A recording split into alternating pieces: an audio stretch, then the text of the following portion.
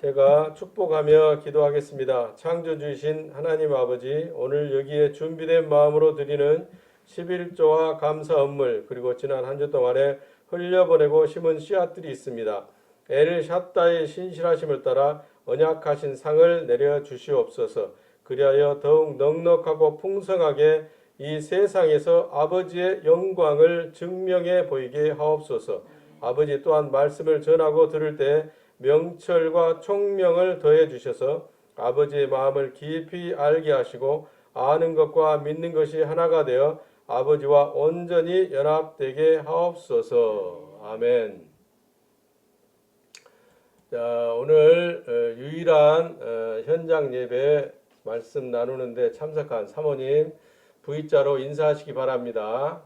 V자로 안녕하세요, 인사하시기 바랍니다. 반갑습니다. 여러분들을 대표해서 사모님께서 이 말씀 나눔에 참여하고 계십니다.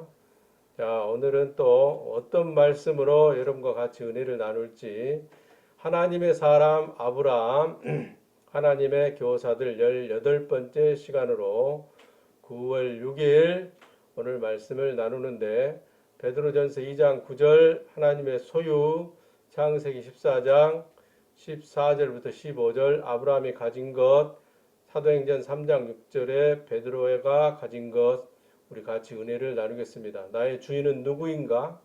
내 것은 내 것일까? 아니면 내 삶의 주인은 누구인가? 이걸 우리 같이 은혜를 나누도록 하겠습니다. 오늘 우리가 배울 말씀 집중하시면 좋겠습니다. 웃음이 나와서 자, 오늘은 이제 하나님의 사람 아브라함에 대해서 같이 은혜를 나눌 건데, 지난주에 이제 창세기 14장에서의 그 전쟁이 영적 전쟁, 죄와의 싸움이라는 걸 우리가 같이 공부를 했습니다. 그렇죠? 네 왕과 다섯 왕이 싸우는 것은 죄인이 죄와 싸우는 것을 말하는 것이다. 죄인이 죄와 싸워서 이길 수가 있을까요? 없을까요? 없죠. 그래서 하나님의 사람이 반드시 개입해야 된다. 하나님의 사람이 개입해야만이 그 죄를 이길 수가 있는 것이다. 그 말씀을 은혜를 나눴습니다. 자, 오늘 이제 말씀 집중합시다. 하나님의 교사들 18번째. 하나님의 사람 아브라함이 이제 하나님의 영적 전쟁, 하나님의 일에 개입을 하게 되는 것이죠. 그래서 죄인들을 하나님의 아들로 구원하는 그 일에 이제 하나님이 동원되는 것입니다. 역사적인 사실 이야기로 보고 또 그 이면에 있는 하나님의 비유와 상징으로 하나님의 구원하시는, 죄인을 구원하시는 일의 관점에서 또 구원받은 하나님의 아들들이 상을 받는, 하나님의 일을 완수하고 상을 받는 그 관점에서 봤으면 좋겠습니다. 우리는 그것을 집중해서 조명하는 것입니다. 하나님의 말씀을 통해서. 그래서 이제 하나님의 사람 아브라함이 창세기 14장에서 전쟁을 수행하는 데 있어서 우리가 미리 알고 배우고 가야 될 것이, 내 주인은 누구인가? 내 것은 과연 내 것일까? 아니면 나는 다른 누구의 것인가? 내 삶의 주인은 누구인가? 그걸 우리가 좀 잘 깨우치는 시간을 가졌으면 좋겠습니다. 자, 경기에는 규칙이 있습니다. 모든 경기에는 규칙이 있는데, 이 경기를 잘 하면 트로피를 받게 되죠. 트로피는 상을 상징하는 것이거든요.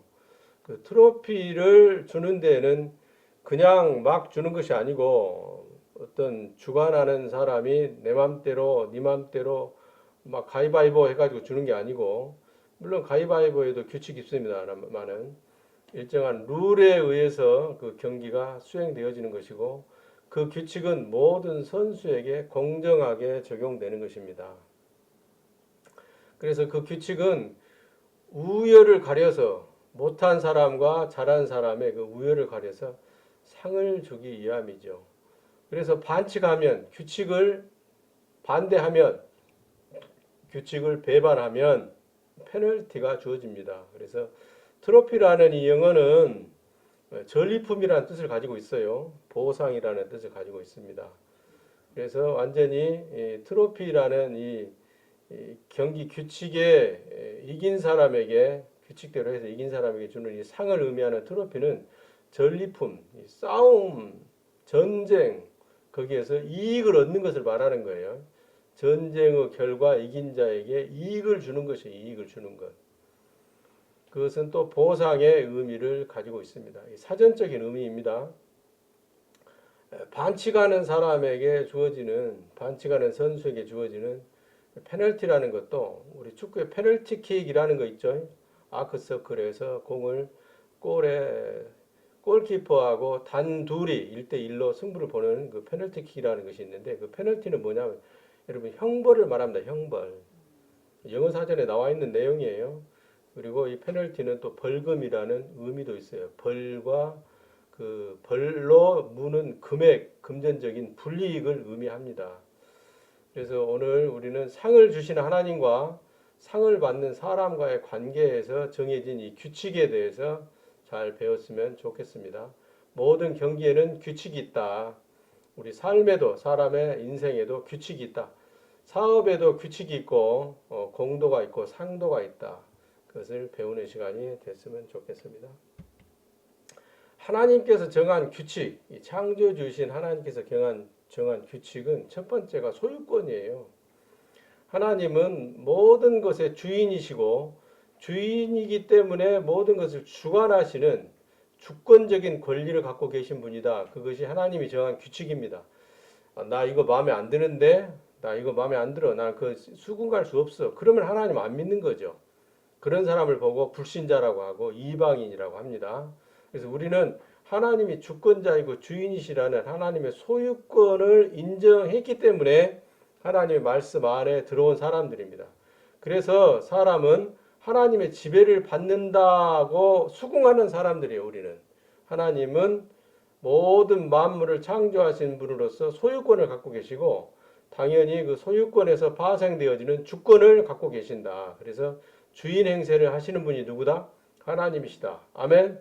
이걸 인정을 해야 됩니다. 이거 인정하는데 문제가 생기면 하나님의 아들로 살아가는데도 문제가 생기는 거예요. 그래서 하나님은 그냥 지배만 하시고 권리만 주장하시고 소유권만 행사하시는 분이 아니라 이면적으로는 그 창조주의 주권에 들어온 사람들에게는 창조주의 주권을 순복하는 사람에게는 뭐가 주어지냐면 보호가 주어집니다. 보호가 하나님의 보호하심을 받기 위해서는 창조주의 주권적인 소유권과 그 주인이심을 인정을 해야 되는 거예요. 그래서 사람이 하나님의 지배를 받게 되면 그냥 지배만 당하는 것이 아니라 창조주의 주권적인 보호가 주어지는데 그 1, 2, 3절만 화면에 띄어진 대로 같이 읽겠습니다.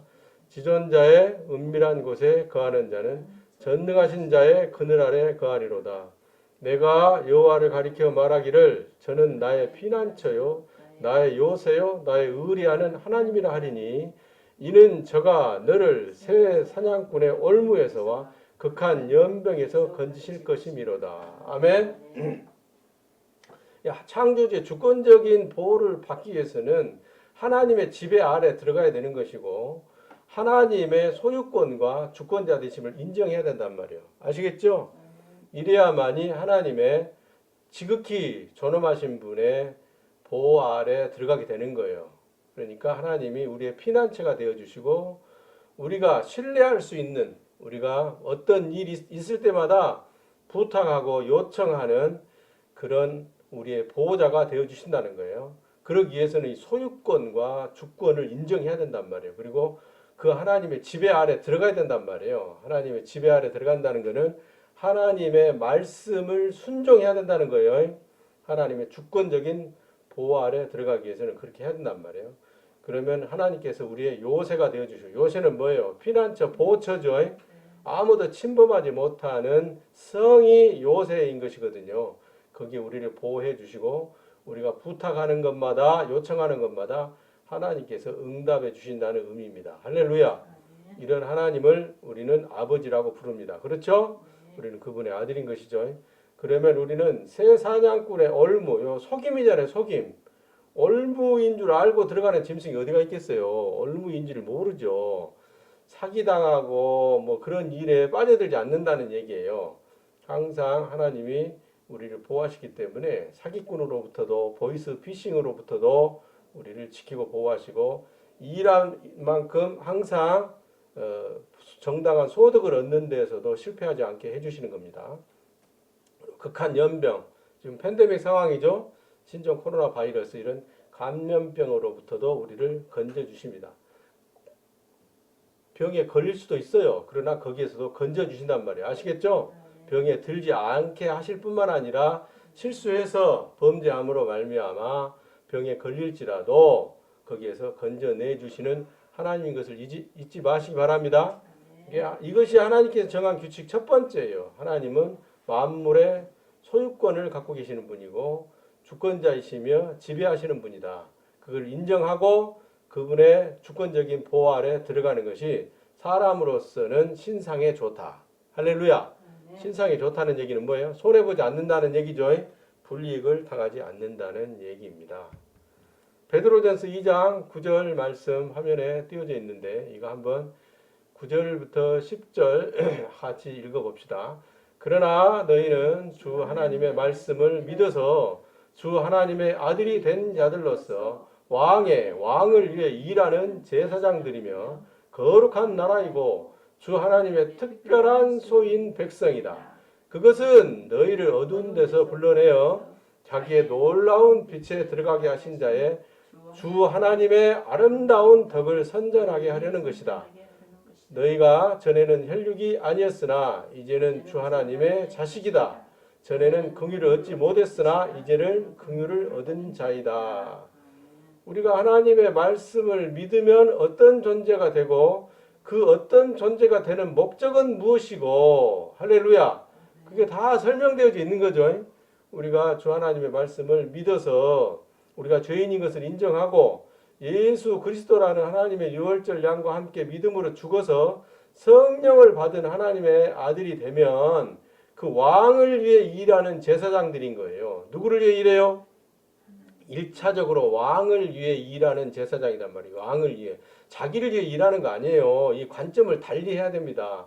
맨날 자기를 위해서 자기가 주도적으로 자기가 일을 하려고 하니까 일이 잘 안 풀리는 거예요. 이 개념을 잘 알아야 됩니다. 왕을 위해서 일하는 제사장이 되면 왕이 거기에 상응하는 대우를 해주시는 거예요. 할렐루야. 그걸 알아야 돼요. 주인이 누구예요? 하나님이에요. 주 하나님이란 말이에요. 주 하나님. 우리는 그분의 아들이고 그 왕을 위해서 일하는 제사장으로서의 삶을 인식하시기를 축원을 드립니다. 인생은 내가 사는 게 아니에요. 내가 사는 것처럼 보이지만 하나님을 위해서 사는 제사장인 아들의 삶인 거예요. 이 개념이 조금 약간 틀어지면 엇나가게 되면 하나님의 아들이 된 뒤에도 그 삶이 틀어지고 굽어진단 말이에요. 이 개념을 정확히 해야 될 줄로 믿습니다. 1차적으로 하나님의 아들이 되면 주인이신 그 왕의 제사장들로서 왕을 위해 일한단 말이에요. 아시겠죠? 그리고 그 주 하나님의 특별한 소유인 백성이에요. 일반적인 소유가 아니에요. 특별한 소유예요. 일반적인 소유는 이방인들까지 다 포함하는 거죠. 그런데 여기에 주 하나님의 특별한 소유인 백성이라고 말씀하고 있습니다. 왜 이렇게 해놨냐면 우리를 어두운 데에서 불러내서 놀라운 밝은 빛 가운데 들어가게 하신 그 하나님의 우리 아버지의 아름다운 덕을 고양하고 아름다운 덕을 선전하고 아버지의 사랑과 선하심을 드러내 보이게 하기 위해서 그런 거예요. 아멘? 우리는 이 일을 하는 겁니다. 이 일을 하는 왕의 제사장들이란 말이에요. 그러니까 이 일을 하니까 반드시 품삯이 있어요, 없어요? 품삯을 주시죠. 월급을 주신단 말이에요. 연봉을 주셔요. 보너스와 인센티브, 스톡 옵션을 주신다니까요. 우리가 전에는 혈육이 아니었지만 하나님의 생명을 못 받을 때는 하나님을 아버지라고 부를 수 있었어요? 없었어요? 없었죠. 그러니까 혈육이 아니었죠. 자녀가 아니었단 말이에요. 그런데 하나님의 생명인 성령을 받아서 주 하나님의 자식이 되었단 말이에요. 자식이. 그래서 전에는 긍휼을 얻지 못하고 지옥으로 가는 마귀 자식이었지만 이제는 설사 잘못한 것이 있을지라도 죄를 지었을지라도 긍휼을 얻은 자로서 용서해 주십니다. 아멘. 하나님의 아들이기 때문에 자백하면 용서해 주시는 거예요. 벌은 물론 따라오는 것이지만은 이 베드로전서 2장 9절의 말씀이 곧 무엇이냐? 이 경기 규칙에 있는 거다. 경기 규칙에 미리 그것을 알고 가야 된단 말이에요. 이 하나님의 경기 규칙 이것들을 우리가 잘 알아야 된단 말이에요. 두 번째 하나님의 경기 규칙 두 번째는 뭐냐면 하나님은 하나님 자기 자신의 목적을 위해서 사용하시는 거예요. 이걸 보고 사용권이라고 합니다. 사용권. 주인이 마음대로 쓸 수 있잖아요. 자동차를 가지고 있다면 시장 가는데도 사용하고 병원 가는데도 사용하고 출퇴근하는데도 사용하고 마음대로 쓸 수 있는 거잖아요. 그렇죠? 이게 사용권이에요. 그 그릇이 우리인 것이고 이 그릇을 만든 하나님이 그 토기장인 거예요. 그러니까 토기장님께서 마음대로 쓰시는 거예요. 어떤 그릇은 국그릇으로 쓰실 수도 있고 어떤 그릇은 밥그릇으로 쓰실 수도 있고 어떤 그릇은 샐러드 그릇으로 접시로 쓸 수도 있고 어떤 그릇은 스테이크를 담아내는 양식기로 쓸 수도 있고 어떤 그릇은 아주 조그마한 간장 종지 양념 그릇으로 쓸 수가 있는 거죠. 그 용도에 맞게 주인이 우리를 사용해야만이 그 용도에 맞게 쓰일 때 그 용도에 맞는 목적이 드러나게 되는 것이고 영광이 드러나는 거예요. 이게 바로 영광입니다. 영광. 하나님의 용도에 맞게 하나님의 아들들은 쓰임을 받아야 된다. 이것이 이제 토기장이의 비유로 설명되어진 이사야서 29장 16절 말씀입니다. 한번 읽어봅니다. 너희의 패리함이 심하도다. 토기장이를 어찌 진흙같이 여기겠느냐. 지음을 받은 물건이 어찌 자기를 지은 자에게 대하여 이르기를 그가 나를 짓지 아니하였다 하겠으며 빚음을 받은 물건이 자기를 빚은 자에게 대하여 이르기를 그가 총명이 없다 하겠느냐. 특별히 우리는 붉은 흙으로 만든 아담의 후손이잖아요. 그렇죠? 토기장이가 흙토자잖아요. 흙토자. 그릇 기자인 것이고 흙으로 만든 그릇을 하나님께서 그 용도에 맞게 쓰신단 말이에요. 그걸 우리가 잊지 않아야 될 줄로 믿습니다. 우리는 토기장이신 하나님께서 우리 아버지께서 그 용도에 맞게 쓰시려고 만든 그릇이다. 그러니까 그릇이 나는 간장 종지 하기 싫어요. 나는 스테이크를 담는 그릇으로 써주세요. 할 수 있어요, 없어요? 할 수가 없다는 거죠. 주인이 마음대로 쓰신다는 얘기예요. 그 주인의 용도에 맞게 쓰일 때 하나님의 영광이 적절하게 풍성하게 드러나는 것입니다.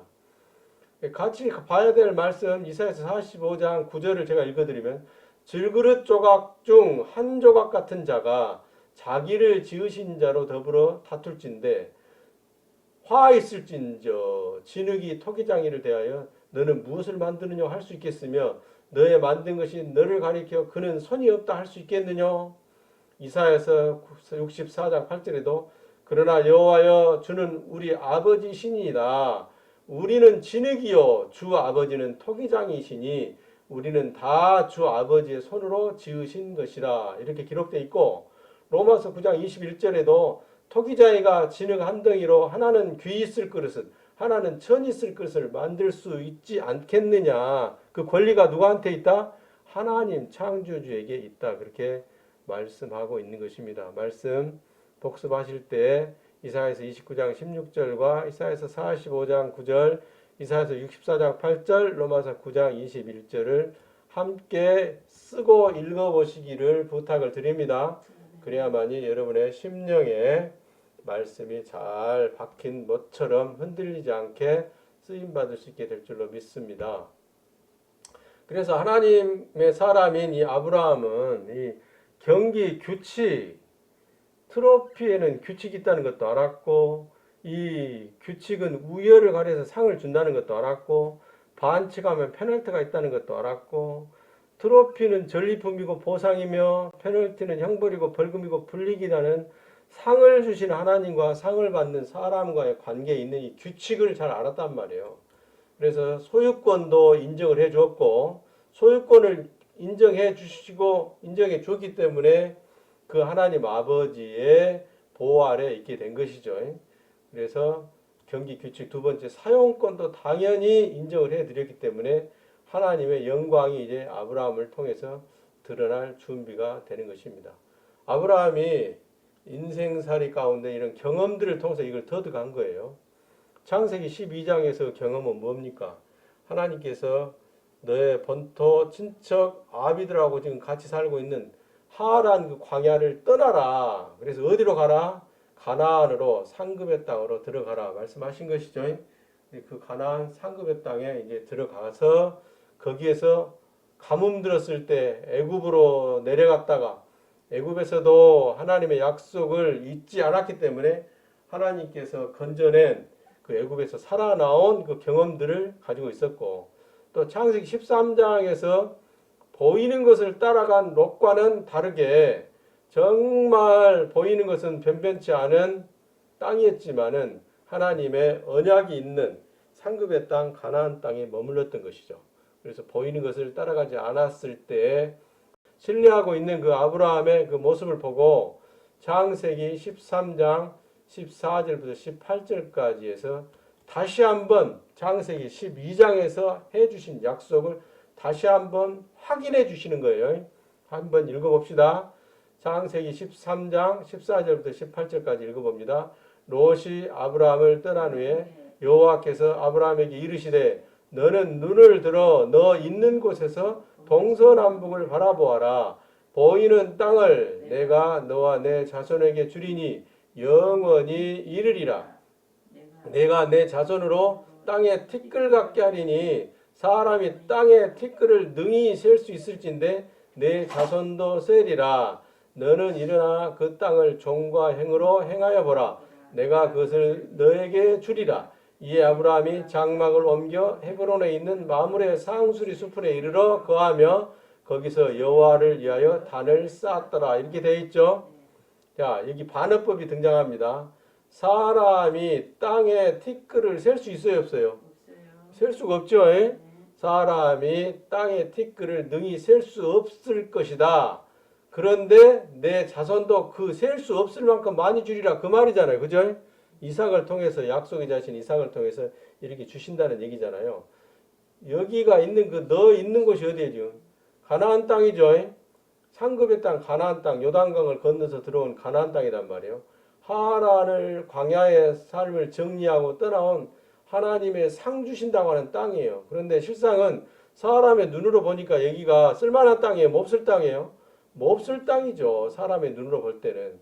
오히려 창세기 13장 1절부터 가축 떼가 많아져 가지고 들판을 두고 롯의 목자들과 아브라함의 목자들이 다퉜을 때 롯이 사람 눈으로 보기에는 좋은 땅을 찾아 떠났어요. 그것이 이제 창세기 14장에 영적 전쟁을 가져오게 되는 소돔과 고모라 땅으로 떠난 거예요. 사람의 눈으로 보기에는 푸른 초장이 널리 펼쳐져 있었고 그곳에는 물이 넘실거려서 아주 곡식을 가꾸고 목축을 하기에 적당한 초지가 잘 조성된 저 푸른 초원이 있단 말이에요. 그런데 하나님은 거기를 양보하고 메마른 땅, 가나안 땅. 그러나 거기는 무엇이 있는 땅이죠? 하나님의 약속이 있는 땅이잖아요. 하나님의 약속이 있는 땅. 약속의 땅에 그 머물러 있는 아브라함에게 하나님께서 오셔서 창세기 12장의 약속을 다시 한번 컨퍼메이션, 확인해 주는 장면이 창세기 13장입니다. 이런 경험들을 통해서 아브라함은 하나님의 사람으로 이제 성장해 가는 거예요.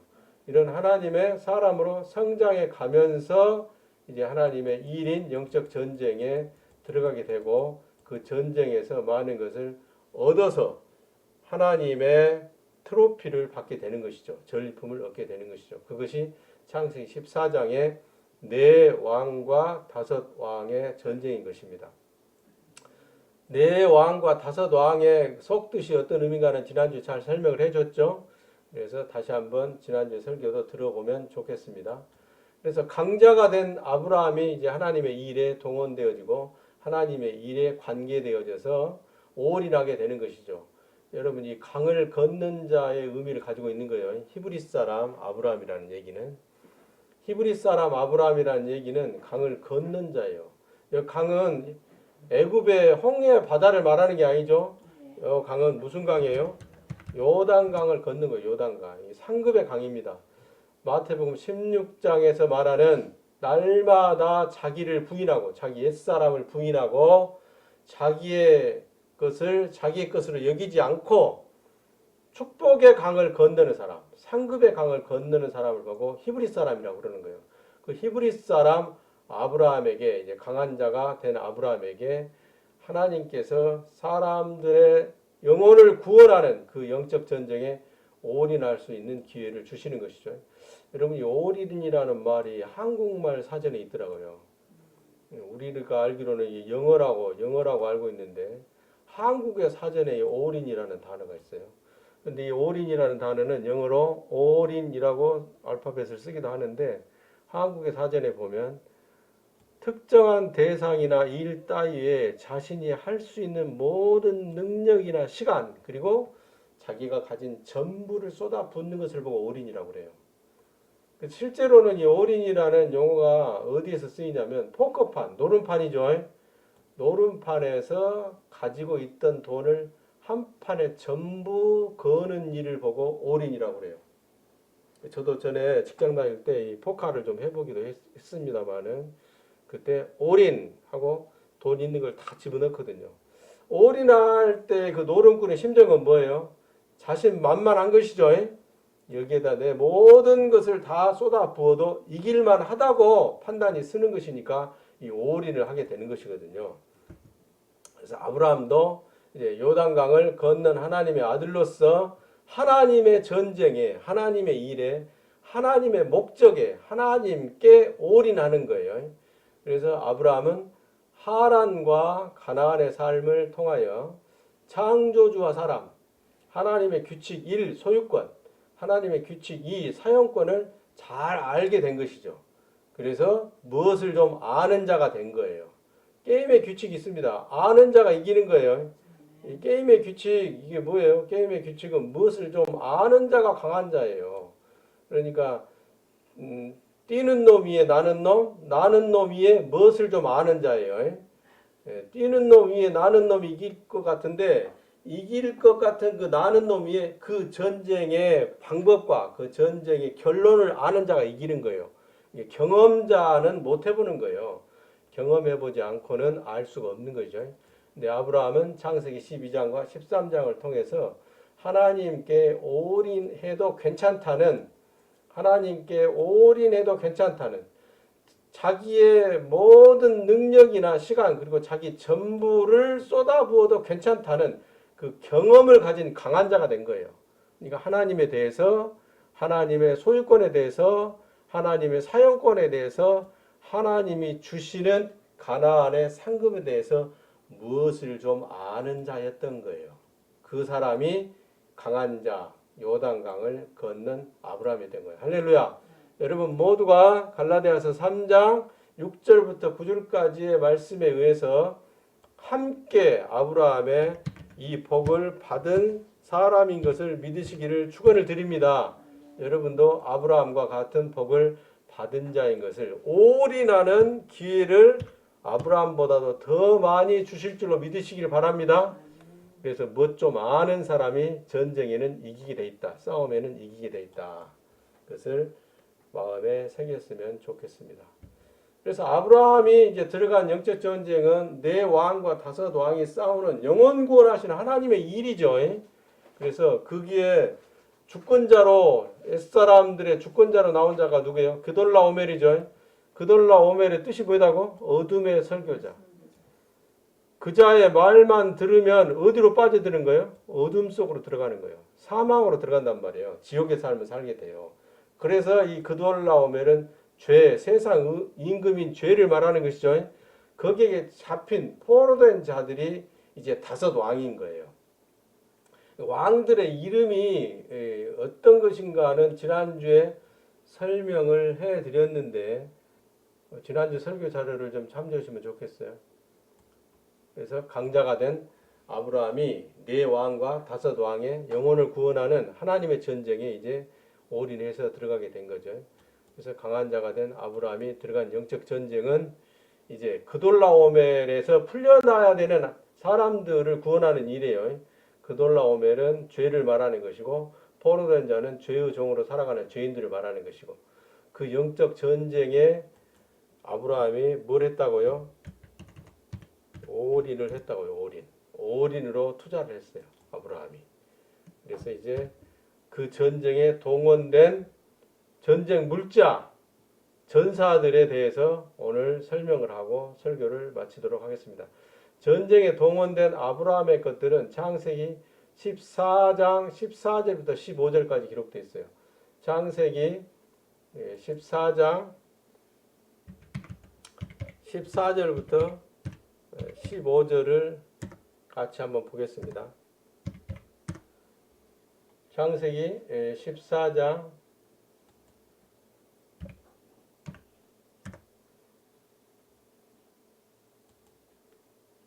14절 15절 한번 읽어봅니다.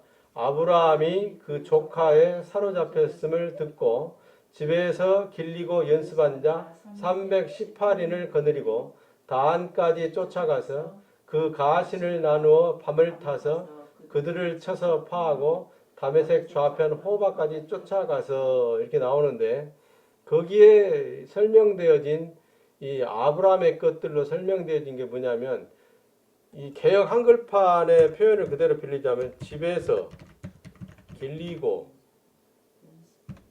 연습한 자라고 나오죠. 우리 개역 한글판에 그대로 나온 것을 보면 집에서 길리고 연습한 자라고 이렇게 나옵니다. 그런데 이 집에서 길리고 이 연습한 자, 집에서 길리고 이 연습한 자가 뭔지 그 의미를 잘 알면 아브라함이 전쟁에 동원했던 그 올인 물자가 뭔지를 알게 되는 것이죠. 집에서 길리고 연습한 자라는 얘기는 하니크 얄리데 바이트라는 말이에요. 히브리 말로 하자면. 여기 훈련된이라는 뜻입니다. 훈련된.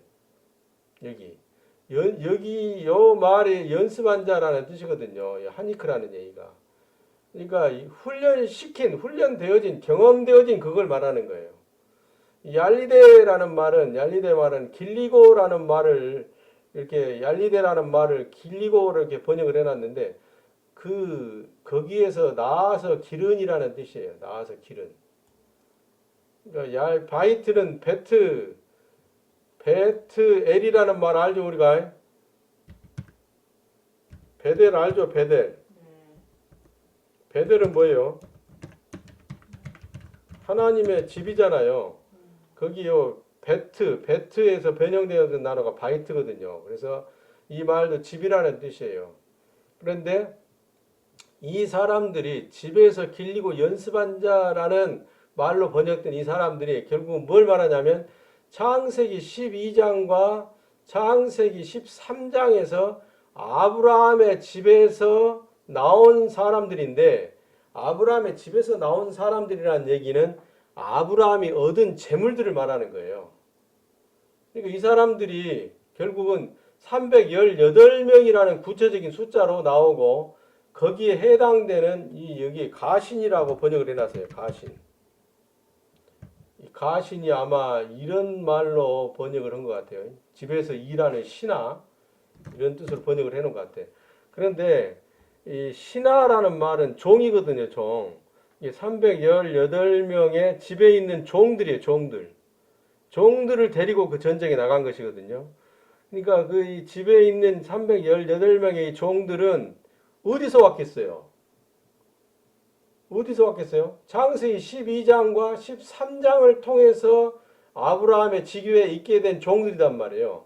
그래서 이 종은 단순히 하인들, 머슴들을 의미하는 것보다도 시종, 순종을 말하는 거예요. 아브라함의 순종. 아브라함이 믿음으로 순종하는 것을 말하는 거예요. 의미적으로 보면. 그래서 아브라함은 창세기 12장과 13장의 그 삶의 훈련을 통해서, 하나님의 경험을 통해서, 하나님의 소유권과 사용권에 대한 그 훈련을 통해서 육성된 자기의 순종의 믿음으로 하나님의 전쟁에 들어가게 된단 말이에요. 그러니까 자기 집에서 얻은 모든 것, 자기가 창세기 12장과 13장을 거치면서 애굽에서 얻어 나온 것들, 그리고 13장에서 롯에게 좋은 것을 포기하고 하나님에게서 약속으로 받아낸 것들, 그 모든 것들을 올인해서 투자했단 말이에요. 이해하시겠습니까? 그래서 이 전쟁에서 이기게 되는 거예요. 그것들이 아까 얘기한 베드로전서 2장에서 말한 하나님의 제사장으로서 하나님의 소유인 하나님의 아들인 그 사람이 하나님의 전쟁에 들어가게 된다는 것을 의미하는 것이죠. 그래서 올인이라는 의미 제가 미리 설명해 드린 것대로 아브라함의 것 모든 것 집에 있는 모든 것들 집에서 그동안에 하나님의 사람으로 하나님의 아들로 살아가면서 얻은 모든 삶의 자원들을 투자해서 그 전쟁에 들어갔다는 얘기예요. 그래서 318명을 가지고 이제 들어가게 되는 것입니다. 이런 전쟁은 사도행전 3장에도 나오는 것이거든요. 우리가 전쟁하면 죄와의 싸움으로 봐야 되는 거예요. 또 죄인을 하나님의 아들로 구원하는 일로 봐야 되는 거예요. 이 전쟁을 그렇게 의미 규정을 한 다음에 이제 창세기 14장의 아브라함의 전쟁과 베드로의 전쟁인 사도행전 3장의 전쟁을 보고자 하는 것입니다. 자, 사도행전 3장에 가서 보면 뭐가 나오는 거냐면 성전 미문에 앉아서 그 성전에 들어가지 못한 안진뱅이가 나와요. 성전에 들어가지 못하는 안진뱅이. 이 안진뱅이는 뭘 말하는 거예요? 걷지 못하는 자이죠. 하나님의 말씀에서 걷지 못하는 안진뱅이는 하나님의 이 일을 하지 못하는 불신자를 의미하는 거예요. 소경은 하나님을 알지 못하는 자를 말하는 것이고 안진뱅이는 하나님을 알지 못한 죄인이므로 하나님의 일을 할 수 있어요, 없어요? 당연히 아버지의 아들이 되지 못하니까 아버지를 위해서 일을 못하는 거죠. 그래서 성전에 들어오지 못한 안진뱅이는 불신자를 말하는 거예요. 이 불신자가 하나님의 아들이 되는 과정을 기록한 것이 이제 사도행전 3장 1절부터 나오는 얘기인데 그때 구걸하기 위해서 성전 문에 두는 자인데 들어오지는 못하죠. 성전에 들어가지는 못하고 성전 문을 앉아서 구경만 하고 있는 자예요. 구걸하는 자이죠. 이 사람에게 하나님의 사람인 베드로, 믿음의 사람이죠. 베드로는 별명이 믿음이에요. 믿음. 야고보는 행함이고 행함. 그 다음에 요한은 사랑이고 베드로는 믿음이거든요. 믿음. 이 믿음을 가진 하나님의 아들을 말하는 거죠. 그가 무엇을 주는 거예요? 은과 금은 자기가 가진 것이 없다고 그러잖아요. 사람들이 말하는 은과 금은 가진 것이 없다. 사람들이 자기 것이라고 주장하는 은과 금이라는 것은 나에게는 없다. 그러나 베드로에게 있는 것을 준다. 베드로에게 있는 것은 뭐예요? 믿음을 준 거죠. 믿음. 베드로에게 있는 믿음이에요. 베드로에게 있는 믿음은 뭐예요? 모든 사람은 죄인으로 태어난다. 죄인으로 태어난 모든 사람은 고난을 받게 돼 있다. 사망으로 지옥에 가게 돼 있다. 그런데 그 사람이 예수 그리스도라는 하나님의 어린 양과 함께 죽었다고 믿으면 하나님이 뭘 주시죠? 성령이라는 하나님의 영, 새 생명을 주시는 거죠. 그걸 가지고 있단 말이에요. 그걸 가지고. 그것을 무엇을 주는 거예요? 누구한테 주는 거예요? 안진뱅이 너한테 준다. 그러면서 하는 말 들어보세요. 나사렛에서 태어난 예수라는 그리스도의 이름으로 걸으라 그러잖아요. 걷는다, 일어선다, 일한다, 살아난다는 걸 얘기하죠. 안진뱅이다, 죽어있다는 걸 얘기하죠. 지옥 자식이 마귀 자식을 얘기할 때 안진뱅이라고 얘기하는 것이니까요. 걸으라. 그래서 나사렛 예수의 이름으로 걸으라는 얘기는 너도 죄인이라고 인정을 하고 나사렛 예수 그리스도와 함께 죽었다고 믿으라. 그러면 뭘 어떻게 되리라? 일어나게 되리라. 걷게 되리라. 일어서게 되리라. 그러면서 왼손을 잡아 일으켜요. 오른손을 잡아 일으켜요. 오른손을 잡아 일으키니 발과 발목이 곧 힘을 얻고 뛰어서서 걸으며 그들과 함께 어디로 들어가는 거예요? 성전으로 들어가는 거예요. 이 성전은 하나님의 나라를 의미하는 것이요. 하나님의 나라.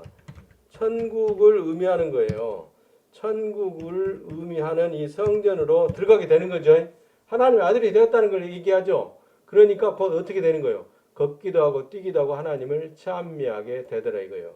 그러니까 베드로에게 있는 그 믿음을 안진뱅이인 불신자에게 주어서 천국인 성전으로 들어오게 하려면 무엇을 줘야 된다는 거예요? 나에게 있는 것을 그것이 없는 자에게 주는 것이다. 할렐루야. 이것이 영적 전쟁이에요. 이것이 베드로의 영적 전쟁이에요. 이 베드로의 이 영적 전쟁과 아브라함의 영적 전쟁을 결부를 시키면 어떻게 되는 거예요? 안전뱅이로 성전을 들어가지 못하는, 하나님의 나라에 들어오지 못하는 지옥 자식인 마귀 자식을 오른손으로 잡아 일으켜서 걷고 뛰게 할 때 뭐가 필요한 것이에요? 올인이 필요한 거예요. 올인이. 자기에게 주신 모든 것을 하나님의 것으로 여기고 하나님의 죄인을 구원하시는 일에 투자하는 아브라함의 영적 전쟁하는 자세가 필요하단 말이에요. 아시겠어요? 할렐루야. 이것이 하나님의 일이에요. 이것이 하나님의 구원하시는 일이며 하나님의 아들들이 상을 받는 일이란 말이에요. 이것이. 이걸 통해서 하나님께서는 용도에 맞게 우리를 쓰시고 용도에 맞게 쓰임받은 우리에게서 그 영광이 드러날 때 뭘 주시는 거예요? 교전 수칙에 따라서 정한 규칙에 따라서 주권적인 보호와 하나님을 의뢰하는 하나님의 아들에게 주시는 응답이 있단 말이에요. 아시겠어요? 이걸 새겨야 될 줄로 믿습니다. 이거 좀 복잡한 개념 같아도 간단하게 이것을 정리를 잘 하고 있으면 자기가 주인이 되어서 살지 않는 거예요. 이게 인생의 문제는 뭐냐면 이 하나님의 소유권을 인정하지 않고 하나님의 사용권도 인정하지 않아서 아브라함과 같은 경험들이 없는 거예요. 그러니까 강한 자가 되지 못하는 것이고 하나님에게 올인할 수 없어서 하나님과 괴리가 있는 하나님과 관계가 없는 삶을 살아가므로 뭣도 모르는 약한 자가 되는 거예요. 할렐루야. 우리는 무엇을 좀 아는 강한 자가 돼야 될 줄로 믿습니다. 그럴 때 아브라함의 영적 전쟁에 우리가 참여하게 되는 것이고 그 아브라함의 영적 전쟁에 참여함으로 말미암아 걷지 못하는 안진뱅이가 하나님의 나라인 천국에 들어갈 수 있는 하나님의 전쟁 안에서 이긴 자로 트로피를 받게 되는 것이고 상을 얻게 되는 거예요. 아멘. 그래서 우리가 늘 명심해야 될 것은 우리가 우리 삶을 주관하려고 해서는 안 된다는 것을 명심해야 될 줄로 믿습니다. 부지런하고 열심히 근면 성실하는 것은 기본 자세이죠. 우리 신앙 고백문에도 나오잖아요. 아버지를 위한 재물에도 충성하고 남의 것에도 충성하고 작은 것에도 충성하여 게을르게 살아야 돼요. 열심히 살아야 돼요. 열심히 살아야 됩니다. 이거 기본 자세예요. 그런데 그 기본 자세보다도 더 밑바탕에 깔아줘야 될 것은 뭐냐면 하나님의 사용되어지는 그릇이라는 거.